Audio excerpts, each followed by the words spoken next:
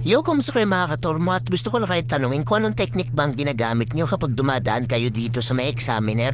Dumediretsyong liko ba kayo pakaliwa? O dumediretso kayo? Pero siyempre iwasan nyo yan, delikado sa itlog yan.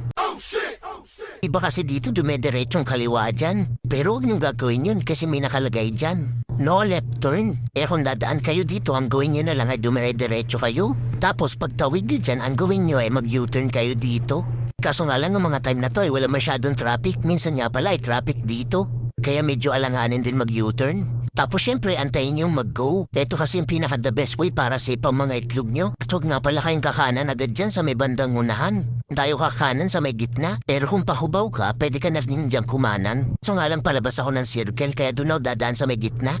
At dito rin sa likod ko may daan din pahubaw kung gusto mo dyan dumaan. At eto na nga at nag-go na kami. Pero marami pa rin ako nakikita mga rider na ginagamit yung pinagpabawal na technique dito. Pero mahirap na, makamaya matsambahan kayo. May mga green na tao dyan minsan. Para matikitan ka na one piece chicken dyan. So let's go!